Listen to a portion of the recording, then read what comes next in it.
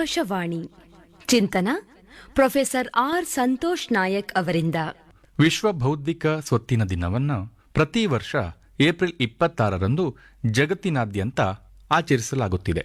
ಈ ವಿಶೇಷ ದಿನವನ್ನು ವಿಶ್ವ ಬೌದ್ಧಿಕ ಸ್ವತ್ತು ಸಂಸ್ಥೆಯು WIPO 2000ನೇ ಇಸ್ವಿಯಲ್ಲಿ ಜಾರಿಗೆ ತಂದಿತು.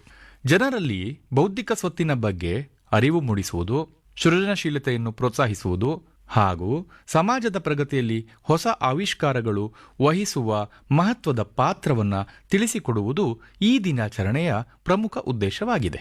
ಬೌದ್ಧಿಕ ಸ್ವತ್ತು ಎಂದರೆ ಮನುಷ್ಯನ ಬುದ್ಧಿಶಕ್ತಿಯಿಂದ ಸೃಷ್ಟಿಯಾದ ಆಲೋಚನೆಗಳು, ಸಂಶೋಧನೆಗಳು, ಕಲೆ, ಸಾಹಿತ್ಯ, ವಿನ್ಯಾಸಗಳಾಗಿವೆ. ಇವುಗಳಿಗೆ ಕಾನೂನುಬದ್ಧ ರಕ್ಷಣೆಯನ್ನು ನೀಡಿದಾಗ ಮಾತ್ರ ಸೃಜನಶೀಲ ವ್ಯಕ್ತಿಗಳು ತಮ್ಮ ಕಠಿಣ ಪರಿಶ್ರಮಕ್ಕೆ ತಕ್ಕ ಗೌರವ ಹಾಗೂ ಆರ್ಥಿಕ ಲಾಭವನ್ನು ಪಡೆಯಲು ಸಾಧ್ಯವಾಗುತ್ತದೆ. ಉದಾಹರಣೆಗೆ, ಒಬ್ಬ ವಿಜ್ಞಾನಿ ಹೊಸ ಔಷಧಿಯನ್ನು ಕಂಡುಹಿಡಿದಾಗ ಅದಕ್ಕೆ ಪೇಟೆಂಟ್ ದೊರೆಯುತ್ತದೆ. ಇದು ಇತರರು ಆ ಸಂಶೋಧನೆಯನ್ನು ಅವರ ಅನುಮತಿ ಇಲ್ಲದೆ ನಕಲು ಮಾಡದಂತೆ ರಕ್ಷಿಸುತ್ತದೆ. ಅದೇ ರೀತಿ ಪುಸ್ತಕಗಳು, ಕವನ, ಕತೆ, ಕಾದಂಬರಿ ಇವುಗಳಿಗೆಲ್ಲ ಕಾಪಿರೈಟ್ ರಕ್ಷಣೆ ಇದೆ. ಕಂಪನಿಗಳ ಲೋಗೋ ಮತ್ತು ಹೆಸರುಗಳಿಗೆ ಟ್ರೇಡ್ ಮಾರ್ಕ್ ರಕ್ಷಣೆ ದೊರೆಯುತ್ತದೆ. ಉತ್ಪನ್ನಗಳ ವಿಶಿಷ್ಟ ಡಿಸೈನ್ಗಳನ್ನು ಇಂಡಸ್ಟ್ರಿಯಲ್ ಡಿಸೈನ್ ಕಾಯ್ದೆಯು ರಕ್ಷಿಸುತ್ತದೆ. ನಮ್ಮ ದೈನಂದಿನ ಜೀವನದಲ್ಲಿ ಬೌದ್ಧಿಕ ಸ್ವತ್ತಿನ ಪ್ರಭಾವ ಅತೀವವಾಗಿದೆ. ನಾವು ಬಳಸುವ ಮೊಬೈಲ್ ಫೋನ್ಗಳು, ಕಂಪ್ಯೂಟರ್ಗಳು ಮತ್ತು ಮೊಬೈಲ್ನ ವಿವಿಧ ಅಪ್ಲಿಕೇಶನ್ಗಳು ಪೇಟೆಂಟ್ ಹಾಗೂ ಕಾಪಿರೈಟ್ ನಿಯಮಗಳ ಅಡಿಯಲ್ಲಿಯೇ ಕಾರ್ಯನಿರ್ವಹಿಸುತ್ತಾ ಇವೆ. ಮೊಬೈಲ್ನಲ್ಲಿರುವ ಕ್ಯಾಮೆರಾ ತಂತ್ರಜ್ಞಾನದಿಂದ ಹಿಡಿದು ನಾವು ಕೇಳುವ ಹಾಡುಗಳು ಮತ್ತು ನೋಡುವ ಸಿನಿಮಾಗಳವರೆಗೆ ಎಲ್ಲವೂ ಕೂಡ ಈ IP ಹಕ್ಕುಗಳಿಂದ ರಕ್ಷಿಸಲ್ಪಟ್ಟಿವೆ. ಈ ಭದ್ರತೆಯು ಕಲಾವಿದರಿಗೆ ಮತ್ತು ತಂತ್ರಜ್ಞರಿಗೆ ತಮ್ಮ ಕೃತಿಗಳಿಂದ ನ್ಯಾಯಯುತವಾದ ಆದಾಯವನ್ನು ಗಳಿಸಲು ಸಹಾಯ ಮಾಡುತ್ತದೆ. ಬೌದ್ಧಿಕ ಸ್ವತ್ತು ವ್ಯವಸ್ಥೆಯು ಈ ಹೊಸ ಆವಿಷ್ಕಾರಕರಿಗೆ ಹೊಸತನ್ನು ಹುಡುಕಲು ಸದಾ ಪ್ರೇರಣೆ ನೀಡುತ್ತದೆ. ಪೇಟೆಂಟ್ ರಕ್ಷಣೆ ಇಲ್ಲದೆ ಹೋಗಿದ್ದರೆ ಸಂಶೋಧಕರು ಮಾಡಿದ ಶ್ರಮವನ್ನು ಇತರರು ಸುಲಭವಾಗಿ ಲಾಭಕ್ಕಾಗಿ ಬಳಸಿಕೊಳ್ಳುವ ಸಾಧ್ಯತೆ ಇರುತ್ತದೆ. ಆದ್ದರಿಂದ ಮೂಲ ಆವಿಷ್ಕಾರಕರಿಗೆ ನಷ್ಟ ಉಂಟಾಗದೇ ಇರಲು ಮತ್ತು ಸಂಶೋಧನೆ ಹಾದಿಯೇ ಮುಚ್ಚಿ ಹೋಗದಂತೆ ಇರಲು ಹಕ್ಕುಗಳು ಕಾಯ್ದುಕೊಳ್ಳುತ್ತವೆ. ಈ ದಿನವನ್ನು ವಿಶ್ವದಾದ್ಯಂತ ಶಾಲೆ, ಕಾಲೇಜು, ವಿಶ್ವವಿದ್ಯಾನಿಲಯಗಳು ಮತ್ತು ಸಂಶೋಧನಾ ಸಂಸ್ಥೆಗಳಲ್ಲಿ ವಿವಿಧ ಸ್ಪರ್ಧೆಗಳು ಹಾಗೂ ಕಾರ್ಯಾಗಾರಗಳ ಮೂಲಕ ಆಚರಿಸಲಾಗುತ್ತದೆ. 2026ನೇ ಸಾಲಿನ theme IP and sports ready set innovate ಎಂಬುದಾಗಿದೆ.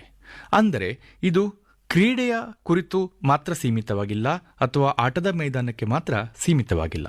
ಇಂದು ಕ್ರೀಡೆಯು ಫ್ಯಾಷನ್, ಆರೋಗ್ಯ, ಗೇಮಿಂಗ್ ಮತ್ತು ಆಧುನಿಕ ತಂತ್ರಜ್ಞಾನದೊಂದಿಗೆ ಬೆಸೆದುಕೊಂಡಿದೆ.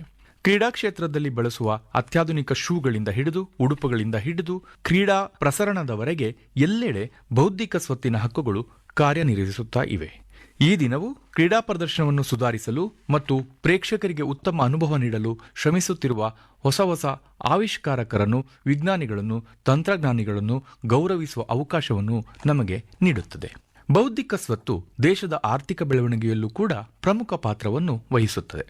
ಇದು ಹೊಸ ಉದ್ಯೋಗಗಳನ್ನು ಸೃಷ್ಟಿಸುವುದಲ್ಲದೆ ಜಾಗತಿಕ ಮಾರುಕಟ್ಟೆಯಲ್ಲಿ ಸ್ಪರ್ಧಿಸಲು ಕಂಪನಿಗಳಿಗೆ ಬಲ ನೀಡುತ್ತದೆ. ಆದರೆ ಪೈರಸಿ ಮತ್ತು ನಕಲಿ ಉತ್ಪನ್ನಗಳ ಹಾವಳಿ ಈ ಕ್ಷೇತ್ರಕ್ಕೆ ದೊಡ್ಡ ಸವಾಲಾಗಿದೆ. ಇಂತಹ ಕಾನೂನುಬಾಹಿರ ಚಟುವಟಿಕೆಗಳಿಂದ ಸೃಜನಶೀಲ ವ್ಯಕ್ತಿಗಳಿಗೆ ಭಾರಿ ನಷ್ಟವಾಗುತ್ತದೆ. ಆದುದರಿಂದ ನಾವು IP ಕಾನೂನುಗಳನ್ನು ಗೌರವಿಸಬೇಕು ಮತ್ತು ಅಸಲಿ ಉತ್ಪನ್ನಗಳನ್ನೇ ಬಳಸಬೇಕು. ಒಟ್ಟಾರೆಯಾಗಿ ವಿಶ್ವ ಬೌದ್ಧಿಕ ಸ್ವತ್ತಿನ ದಿನವು ನಮಗೆ ಜ್ಞಾನದ ಮಹತ್ವವನ್ನು ತಿಳಿಸಿಕೊಡುತ್ತದೆ ಮತ್ತು ಭವಿಷ್ಯದ ಉತ್ತಮ ಆವಿಷ್ಕಾರಕರಾಗಲು, ವಿಜ್ಞಾನಿಗಳಾಗಲು, ಸಂಶೋಧಕರಾಗಲು ವಿದ್ಯಾರ್ಥಿಗಳಿಗೆ ಸ್ಫೂರ್ತಿ ನೀಡುತ್ತದೆ. ಬೌದ್ಧಿಕ ಸ್ವತ್ತಿನ ಸಂರಕ್ಷಣೆಯು ಕೇವಲ ವೈಯಕ್ತಿಕ ಲಾಭಕ್ಕಾಗಿ ಮಾತ್ರವಲ್ಲದೆ ಇಡೀ ಸಮಾಜದ ಸುಸ್ಥಿರ ಅಭಿವೃದ್ಧಿಗೂ ಪೂರಕವಾಗಿದೆ. ಇಂದು ಜಗತ್ತು ಎದುರಿಸುತ್ತಿರುವ ಹವಾಮಾನ ಬದಲಾವಣೆ, ಆರೋಗ್ಯ ಸಮಸ್ಯೆಗಳು ಮತ್ತು ಇಂಧನ ಕೊರತೆಯಂತಹ ಜಟಿಲ ಸವಾಲುಗಳಿಗೆ ಬೌದ್ಧಿಕ ಸ್ವತ್ತು ಆಧಾರಿತ ಸಂಶೋಧನೆಗಳೇ ಪರಿಹಾರವನ್ನು ನೀಡಬಲ್ಲವು. ಇದುವರೆಗೂ ಪ್ರೊಫೆಸರ್